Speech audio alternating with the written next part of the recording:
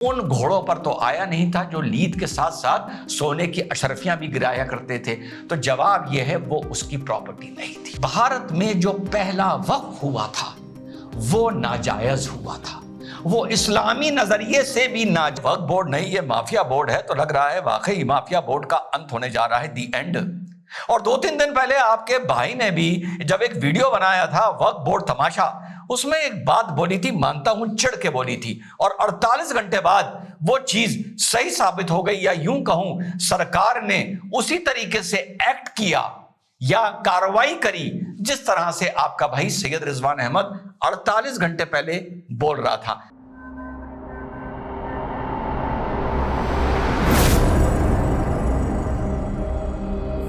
Hello, नमस्कार, सत श्री अकाल, अस्सलाम वालेकुम। कैसे हैं जनाब? पहले 2 दिन पहले जो आपके भाई ने एक बात बोली थी, जो आपके भाई ने थंबनेल बनाया था वक्फ बोर्ड का तमाशा, सुनिए आपके भाई ने बोला क्या था। जब 11 सांसद विपक्ष के सस्पेंड करे गए थे और आपके भाई ने उन सबका नाम लेके कुछ कहा था, पहले सुनिए।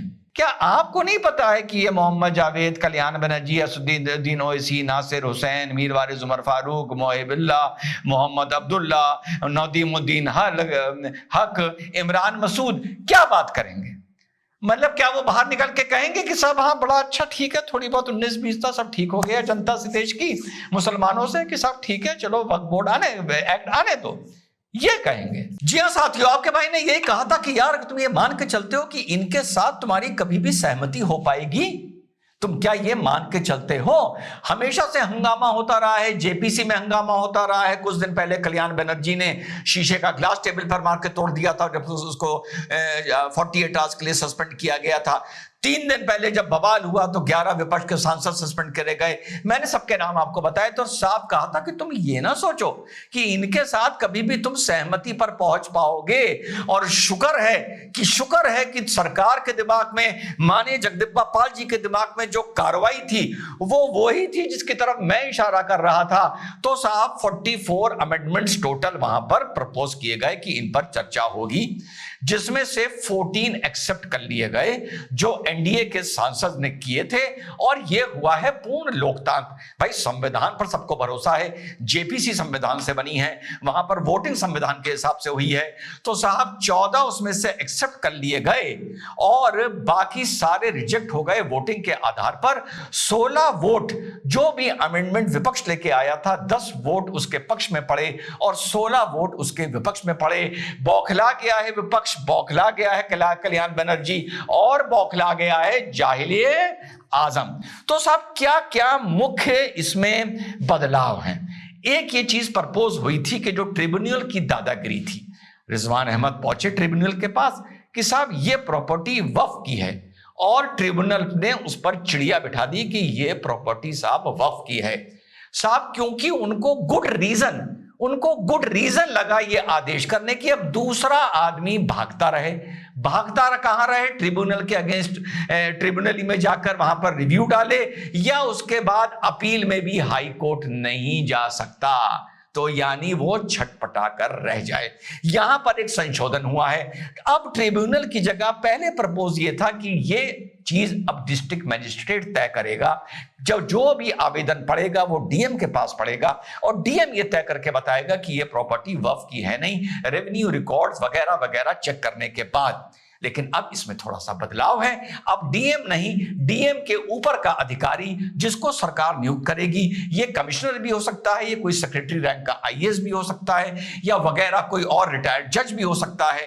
इस तरह से ये एक बदलाव आया है कि अब डीएम नहीं, डीएम के ऊपर का अधिकारी तय करेगा कि कौन सी प्रॉपर्टी वक्फ की है, वक्फ की नहीं है। स्टेट वक्फ बोर्ड हो, सेंट्रल वक्फ बोर्ड हो, इसकी एक पूरी काउंसिल होती है, उसमें एक मुस्लिम महिला होगी, और उसमें कम से कम पहले यह था कि अधिक से अधिक 2 मेंबर नॉन मुस्लिम हो सकते हैं। अब यह हो गया है कम से कम 2 मुस्लिम नॉन मेंबर्स हो सकते हैं। साथ साथ जो गवर्नमेंट के रिप्रेजेंटेटिव मेंबर्स हुआ करते थे वो 2 हुआ करते थे, लेकिन अब जो गवर्नमेंट के रिप्रेजेंटेटिव मेंबर्स होंगे वो 3 होंगे। इसमें जो तीसरा होगा वो कोई इस्लामिक स्कॉलर होगा। अच्छा, इस्लामिक स्कॉलर भी होते हैं? ओके, चलो होते होंगे, मैं तो आज तक मिला नहीं। तो ये हो गया। अब दूसरा ये हो गया कि पहले जो अपील अलाउड नहीं थी, जो ट्रिब्यूनल ने फैसला कर दिया वो मोहर लग गई, उस पर सिग्नेचर हो गया, चिड़िया बैठ गई, आदमी हाथ पैर मारता रहे, तो वो अपील अलाउ कर दी गई है। आपका अगर किसी भी पक्ष को जो भी अग्रीव्ड है, ये मैं नहीं कह रहा कि मुस्लिम पक्ष अग्रीव्ड है, नॉन मुस्लिम पक्ष अग्रीव्ड है, या कोई मुस्लिम पक्ष की प्रॉपर्टी जो वक्फ अपने अंदर समेटना चाहता है, कौन अग्रीव्ड है मैं इस पे नहीं जा रहा हूं, पर जो भी अग्रीव्ड है वो आगे हाई कोर्ट में जाकर आपकी अपील कर सकता है। और दूसरा, 6 महीने के अंदर जो भी वक्फ की प्रॉपर्टियां रजिस्टर्ड हैं, सेंटर में एक पोर्टल बन रहा है, सारी प्रॉपर्टीज उस पोर्टल पर डाली जाएंगी, जिससे दूध का दूध पानी का पानी हो।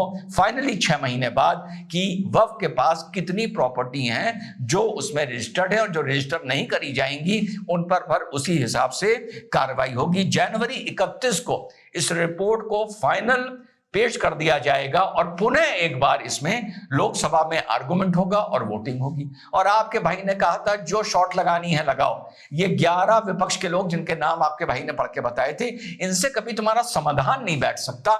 लेकिन शुक्र है ये कि वाकई इस कंक्लूजन पर पहुंची सरकार और जिंदगी जगन बपाल जी कि यार इनसे कभी भी समन्वय नहीं बैठ सकता, कोऑर्डिनेशन नहीं बैठ सकता, सारी अनदेखी कर दी।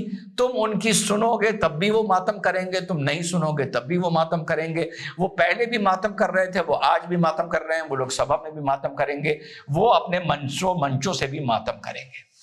तो ये है फाइनल अपडेट वक्फ का। अब देखते हैं कि लोकसभा राज्यसभा में क्या होता है। सवाल फिर से वही उठता है, पुराना उठता है कि जो मोहम्मद गौरी अखंड भारत में घुसा था और उसने मुल्तान की जामा मस्जिद को 2 बड़े बड़ी जमीनें, जो पहला वक्फ हुआ था अखंड भारत का, उसने अल्लाह के नाम पर, कौम के नाम पर मोहम्मद गौरी ने जो दी थी, सवाल है क्या वो उसकी थी या वो लूटी हुई थी। जवाब है वो अशरफियां लेके तो आया नहीं था, वो उन घोड़ों पर तो आया नहीं था जो लीद के साथ साथ सोने की अशरफियां भी गिराया करते थे। तो जवाब यह है वो उसकी प्रॉपर्टी नहीं थी। भारत में जो पहला वक्फ हुआ था वो नाजायज हुआ था, वो इस्लामी नजरिए से भी नाजायज हुआ था। और उसके बाद जितने भी वक्फ हुए, कोई वहां से जमीन लेके तो आया नहीं था, कोई वहां से उन घोड़ों और गधों पर तो बैठ के आया नहीं था जिनकी लीद के साथ, माफ करिएगा लेकिन सच बोल रहा हूं, जिनकी लीद के साथ सोने की अशरफियां भी गिरा करती थी, जिनको यहां भारतीयों को दे देकर उनकी जमीन खरीदी गई। जिस तरह भी उस जमाने में पट्टा होता था, बही खाता बनता था।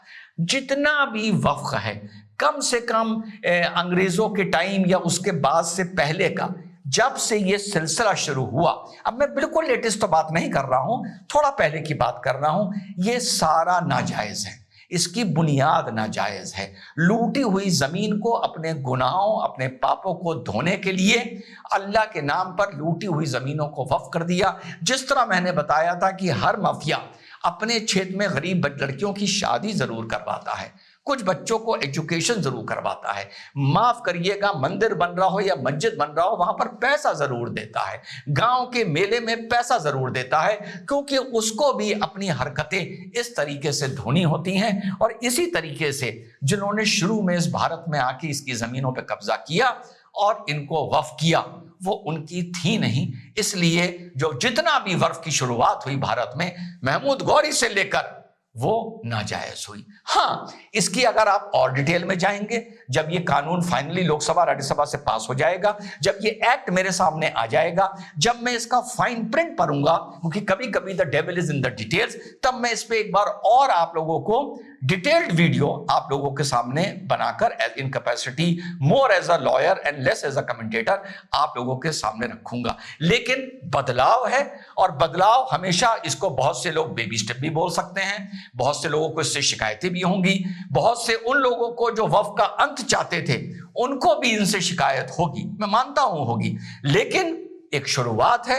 अब धीरे धीरे चीजें कैसे अनफोल्ड करती हैं ये देखेंगे। लेकिन हाँ ये चीज जरूरी है कि जब फाइनल एक्ट ये सामने आ जाएगा तो मैं एक डिटेल्ड वीडियो फाइन प्रिंट पढ़ने के बाद, पूरा ऑब्जेक्ट एंड रीजन से फाइन प्रिंट आप लोगों के सामने एज अ लॉयर एक वीडियो जरूर बनाऊंगा। पूरे देश को बधाई, मोदी जी को बधाई, अमित शाह जी को बधाई, जिन जिन लोगों ने इस नाजायज, कोई जायज चीज है वो एक अलग बात है, लेकिन मैं इस बात को स्टैम्प पेपर पे अपने लहू से लिख के दे सकता हूं कि अखंड भारत में जो पहला वक्फ मोहम्मद गौरी ने किया था 2 जमीनों का मुल्तान की जामा मस्जिद में, कम से कम वो गैर कानूनी था। और उसके बाद बहुत से गैर कानूनी नाजायज, गैर कानूनी से ज्यादा नाजायज, गैर कानूनी और नाजायज में बहुत फर्क होता है। और जो लोग शरीयत की बात करते हैं वो तो ये, उनको तो मेरी बात माननी पड़ेगी कि गैर कानूनी और नाजायज में बहुत फर्क होता है। तो उस जमाने के हिसाब से भले वो कानूनी हो या गैर कानूनी हो वो अलग बात है, लेकिन शरीयतन तरीके से जो पहला वक्फ भारत, अखंड भारत में हुआ था वो नाजायज था, वो वाजिब नहीं था। अब उसके बाद कितने ही ऐसे हुए होंगे जो नाजायज होंगे, जो वाजिब नहीं होंगे, मैं सबको नहीं कहता, लेकिन अब सबकी कलई, जब रजिस्ट्रेशन का टाइम आएगा सबकी धीरे धीरे खुलेगी। जिन जिन ने इसके लिए बात करी उनको बधाई, जिन जिन ने सपोर्ट किया आप लोगों को उनको बधाई, मेरे मंच को भी बधाई, क्योंकि मैंने भी इस नाजायज वक्फ, जायज चीजों कोई प्रॉब्लम नहीं है इसके लिए बोला था, तो मुझको भी बधाई। अब आगे चल के देखते हैं कि ये कानून जब सामने आता है तो इसमें फाइन में क्या लिखा है, फिर मैं एक वीडियो और बनाऊंगा। जय हिंद, वंदे मातरम, खुदा।